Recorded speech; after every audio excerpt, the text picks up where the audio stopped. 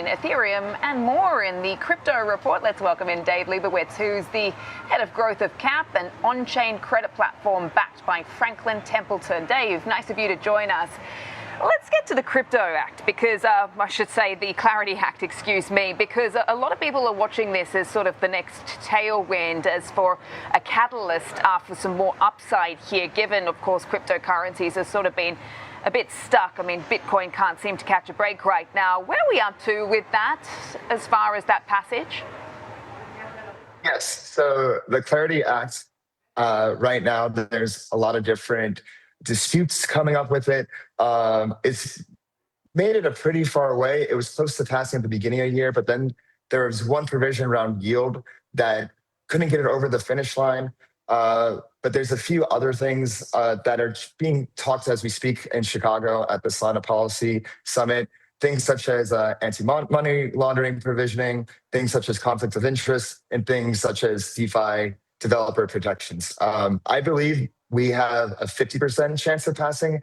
I don't see why we cannot come to a compromise. I think this is a huge part of the president's agenda. I feel like a lot of time has been invested in from both parties for this bipartisan bill to get across the line.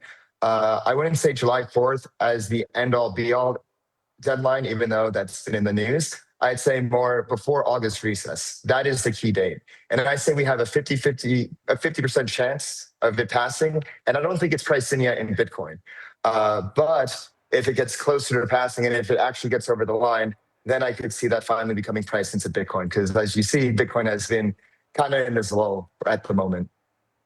Yeah, and I want to get to that in a moment as far as sort of broad crypto pricing and what actually might be driving some of that. But you mentioned Solana. I'm just wondering how that is likely to benefit from sort of the next steps of the Clarity Act. Yes, well, the Clarity Act, the main thing that it does, it clearly defines in law what is a digital commodity.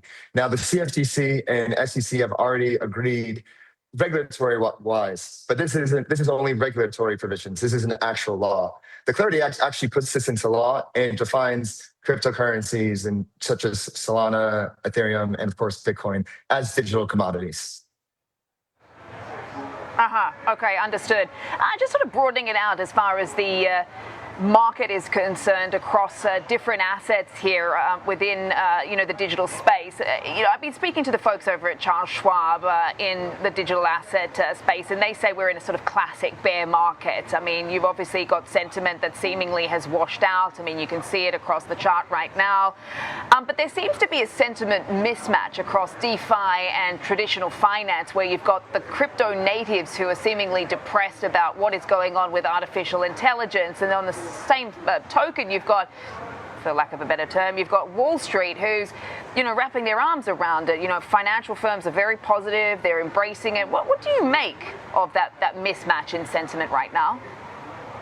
Yeah, absolutely. I feel like the crypto native pool of people that I know, people that I talk to every day, a lot of them are tired. A lot of them have been in the industry for a long time, and quite a few of them haven't been able to grow and mature with the industry in the direction that it's going.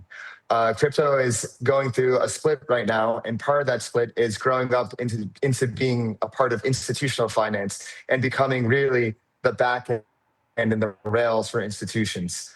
This has been a process going on for a very long time. It didn't just happen overnight. It's been happening, since JP Morgan bought Nexus back in the late 2010s. It's been happening since Franklin Templeton started with their tokenized money market initiative in 2021. The institutions have been exploring this space for a long time. And with the new administration for the past 2 years, they've been really ramping up their efforts. And I see it at my position at CAP. They're excited to come on chain. They're excited to see the opportunities and access the different opportunities that are there, especially when it comes to stablecoins and different lending protocols. And obviously crypto managing to stabilize as oil pulled back, but we are seeing a bit of a dip today across a lot of these digital asset classes as well today. Dave, we've got to leave it there. Thanks so much for your time. Dave Liebowitz there, head of growth of CAP. Coming up,